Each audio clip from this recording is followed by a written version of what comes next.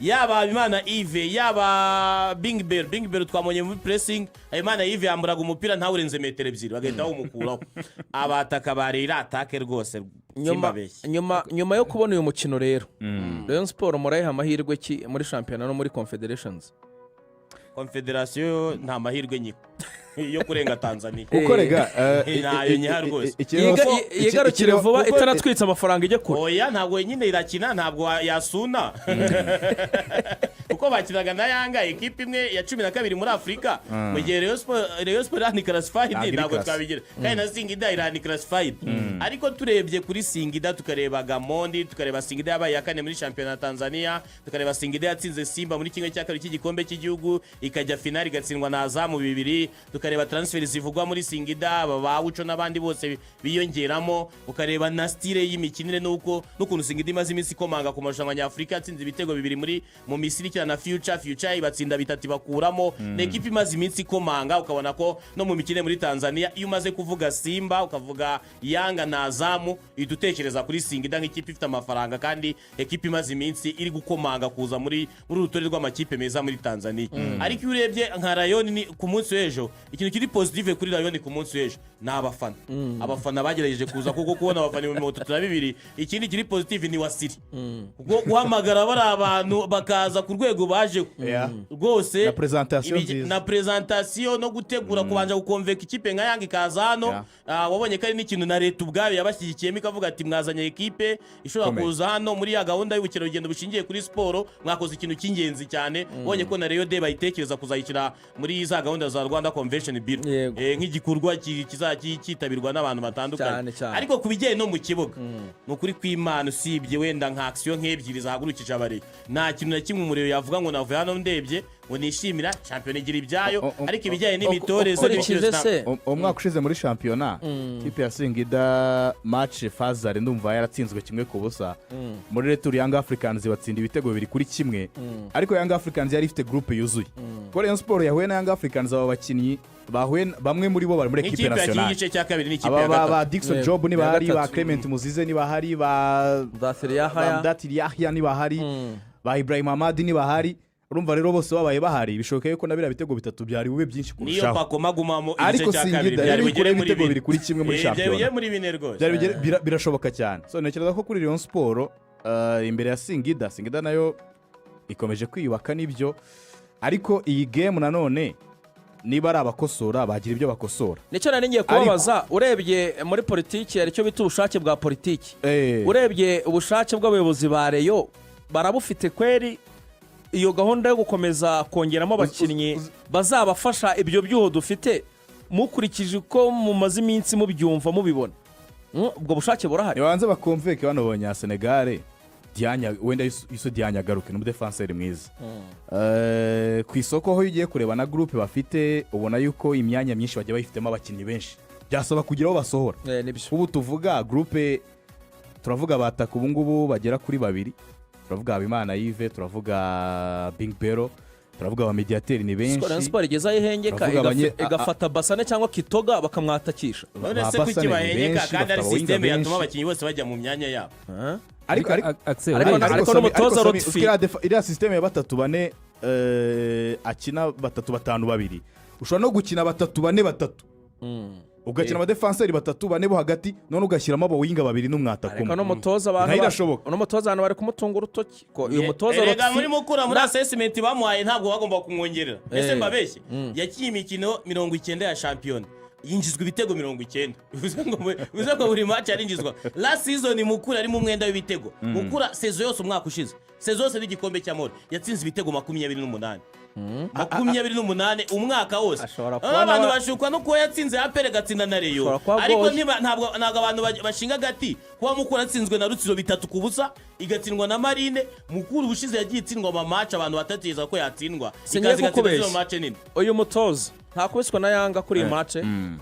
nagera gutya agakubitwa nko muri Super Coupe no urugero akagera gutya Singida kamwera imina akobwezo kuri akazoza ko uyu mutoza sinkabona hari ikindi kintu nakomeza ibi bintu hari ikindi kintu gikomeye cyane Sami nako urebye abareyo ikintu cya mbere basabwe nago ari ukubasabana bategetswe ni ukwihangana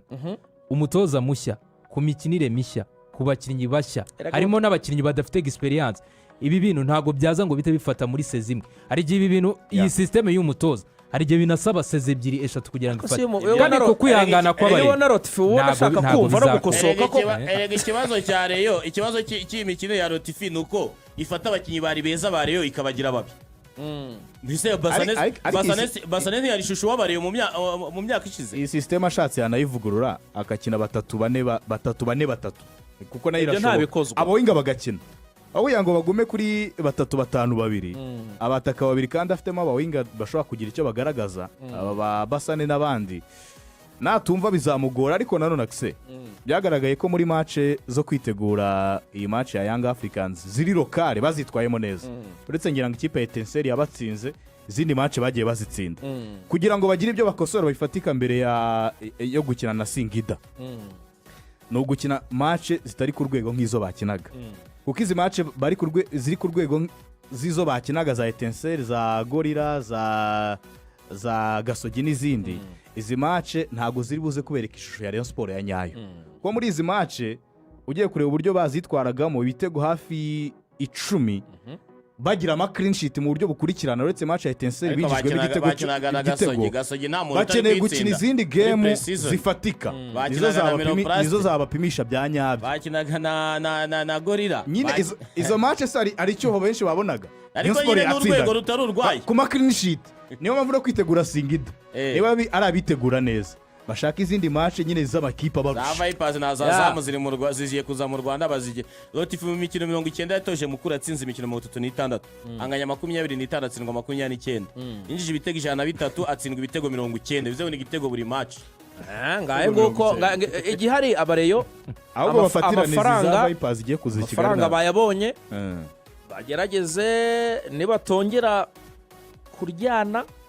twavuze ko tuzakagarukaho nyuma ya Rayon Day. Ejo abaramboneye Muvunyi ariko turabigarukaho akse wabonye cyagiye barimo bahamagara abakinnyi baza basuhuza abaperezida ba Rayon Sport. Sinigeze mbona Muvunyi perezida wa Rayon Sport usanzwe tubona na Sadate ariko abandi ntago twababonye. Kuki bamuvunyi bari kwakira abakinnyi muri Rayon Day asanga ari mu kazi nka perezida w'ikirenga wa Rayon Sport cyangwa atari mu gihugu. Abandi wawe w'imfura yabakoze ubukwe ukaba udahari ndetse Rayon Day iratunguranye. Harimo akantu ntabyo bapfura wa muntu ushobora no gusanga atari mu gihugu cyane kuri Rayon Day ariko byanamenyekana basi avuga ati yohereza n'ubutumwa. ashobora no kuderega ariko yohereje ubutumwa se ashobora no kuderega akavuga ati ngiye sinzampare muzahambere bahungu banje. niho rero AXEL gangura politiki itinjira mu mugo we yabaye wanyawe wahisamo wanyawe. Muvunyi kutaza muri Rayon Day ni ikibazo ni ikibazo kandi ariko tuno kubanza tukamenya impamvu ushobora ko ari impamvu ifatika. Ararwaye ntago tubizi birasaba ko tuzakora iperereza. Uwo mukoro ndawihaye nzagerageza nkoresha ubutasi ndebe kwa kangaye nzaza mbivuga. Ariko ubwo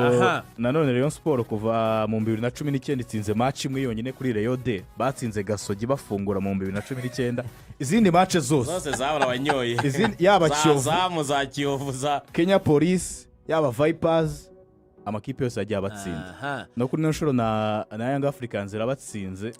Ariko akse icyo kintu bakiteho cyane niba bongera kwitegura Singida bakina zino game zisanzwe bakinaga bagakomeza kuzitsinda mu buryo bworoshye n'ama clean sheet bane bishyura ibirara n'abagore n'abakinnyi ni ibintu byoroshye bicire kugura abakinnyi ariko no gukina match zikomeye cyane kabisa ngoko ukwemeza. Reka rero tuve muri Rayon Sport tuve Nyanza tujye ku Murindi tujye muri equipe ya APR. Tipe APR inkera y'abahizi irakomeje bakoze soirée de gala babona amafaranga menshi cyane ngo hagera muri miliyoni 500. Ari abantu bafite amafaranga pe nk'umugabo nyiri Foruza yitwa ndari yitwa nyiri Foruza yabaye miliyoni zisaga 100 noneho ikintu yabahaye kuri 500 yabemereye sonorisation yaseze ebyiri zikurikiyeho kandi bambwiye ko sonorisation muri Stade Amahoro ari miliyoni 10. Hari n'umuntu witanze miliyoni 2 kuri sezo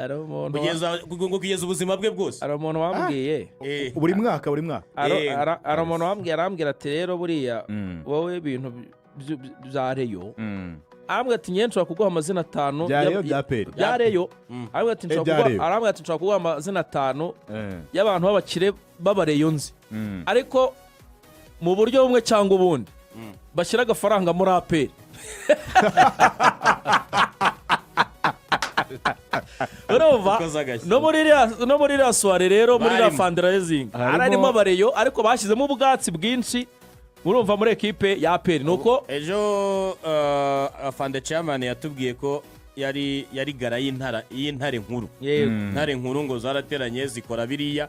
ngo umusanzu batanze bazawuha muterankunga mukuru wa APR we Minadef nigomba kugena uko azakoresha miliyoni 500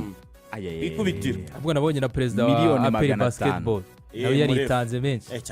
bavuga miliyoni 500 ariko baguriye n'abafana wa Forza Eric Rutayisire yego watanze miliyoni 100 nemera sonorisation ya seze ebyiri zikurikiye cyane muri Toro de Rwanda tuba tunyurana ariko iyo umurebye n'icyuma barimo n'icyogajuru imodoka agendamo biba ari ibindi ariko ngo baguriye n'abafana 4,000 amatike kuzagaragara ku munsi wa APR ku munsi w'inkera y'abahizi na Pade Namos umukino ufungura igikorwa cyiza bavuze ko bazanitabira Sekafa Kagame Cup bayititaye ku bakiriya basaba bari muri national bazatwara ekipi zaba ihari yaba abakinnyi bakeneye kumenyerana ndetse n'abashyiremo n'abatoya hanyuma banavuga kandi ko ino mikino ya uko bazayikina impamvu batazakina n'ikipe ya Vipers yategereje abakinnyi bayo bari muri shani ngo nayo izaze ubundi Vipers yari yasabye umukino wa gicuti na Azam noneho Azam iravuga ati se mwaretse tugahurira i Kigali bazakina rero hano i Kigali impamvu Azam yarayihageze nayo yes yahageze bagomba kuzahurira hano i Kigali inkera y'abahizi iri gusoza ubwo bazakina n'ikipe ya Pade Namos ku munsi w'ejo saa 9 Pade Namos izahita igenda nayo iracyari muri gahunda zayo zo kwitegura aseki memoza banavuze kandi ku bijyanye no gukomeza kwitegura imikino itandukanye nabwo banavuyemo ko basabye ko imikino yabo yakwimurwa kubera yego ririya tangazo rya ekipe ya Peri nabonye no ku mbuga nkoranyambaga zayo rwose baragiye babimenyesha abantu ko imikino igomba kwigizwa inyuma ariko ahangaha biraza bigahura cyane n'ibintu byari byavuzwe kandi koko nibyo itangazo baravuga bati impinduka amatariki y'imikino ya CAF Champions League yigijwe inyuma umukino ubanza uzaduhuza na Pyramids uzakinwa tariki 28 Nzeri mu gihe umukino wo kwishyura uzakinwa tariki 4 Ukwakira kwa 10 turu za mu kwa 10 mu gihe gito abakunzi bacu bazamenyeshwa ikibuga kizakinirwaho umukino tuzakirira mu rugo nizo mpinduka zabaye muri ekipe ya APR byatewe na shampiyona y'isi y'amagare wabonye itangazo rya ministeri hariya n'irya ministeri no mujyi wa Kigali cyane polisi mujyi wa Kigali nizo nzego zose mujyi wa Kigali ministeri RDB na polisi imihanda n'amashuri y'i Kigali azaba afunze muri icyo gihe cyane kubera ingendo ntabwo zizaba zikorwa mu buryo bworoshye AXEL biratangaje cyane abafana ba APFC baramaze imyaka myinshi benshi bafite icyifuzo cy'uko bazajya bafasha ikipe yabo mu buryo bumwe cyangwa ubundi onye ko abake bajyaga babashinja ati mwebwe muri abafana gusa nta kintu mukora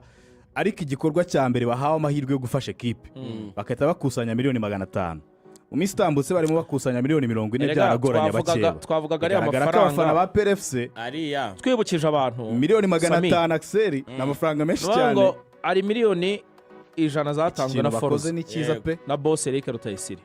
anemera sonorisation ya seze zikurikiyeho urumva abakunzi ba APFC cyo bakora abandi batanze harimo Murefu Richard usanzwe ari umuyobozi wa ekipe ya APR basket yemereye APR kuzaha miliyoni 50 hanyuma hari boss yitwa Jacques Rusirari ntago umumuzi Rusirari ubwo zimaze kwijana 50 niwe boss wa Meki urumva ni kapu urumva yemeye Murefu ho gato bura Murefu ngo nubwo ayobora basket ngakunda football kurusha basket cyane muri rusange no mu sportif asa wa muhungu we asigaye akina ohe wa muhungu we wakinaga basket sinzi ahantu ageze ubu ngubu nuko baza umuntu akumva hanyuma harimo abandi bakunzi ba Peri 50 zivuye mu bantu babiri ubwo 50 za Murefu 50 za Rusirari zibaye desi hanyuma harimo agera kuri miliyoni usibye abakandi harimo n'abandi bakunzi ba Peri bitanze bityo aboneka agera kuri miliyoni 418 mu buryo bufatika urumva kandi ubwo ngubwo ngo ni igikorwa kizahoraho bazana n'intare ntoya intare ntoya ubwo na mu mafani club nabo bazashyiramo uburyo ukuntu bazajya bakusanya fani club nazo zigire uruhare ariko ngo ntabwo bazigera baca akanyenyeri ntabwo ari ikipe y'akanyenyeri afande rwose abikomojeho ntabwo turi ikipe y'akanyenyeri bajya babikora muri ubu buryo ariko icyo nabonye cyiza kirimo ni uko babifungura n'abandi bafana bafite icyo cyifuzo bahuriye mu yandi mafani club bagiye babikora gutya PRFC yagitangira na bije nziza bishobora no kwifasha ku isoko kuba iremereye kurushaho abakinnyi tekereza ko yashyiramo nubwo baba bahenze ariko abafana babigizemo uruhare hari icyo byongera hanyuma Irene mugende kuvuga iyi gahunda ubu turebera uburyo abantu bazakomeza kugura amatike kuri APR ubwo twibutsa ko APR ku munsi w'ejo izakina na Power Dynamos ku isaha y'isa 9 kugira ngo match barayicumye kugira ngo irangire abantu bajye kureba Man United match y'isa 9 radiorwanda yego zaba tuyikora kuri radiorwanda nzaba ndi kumwe na Samir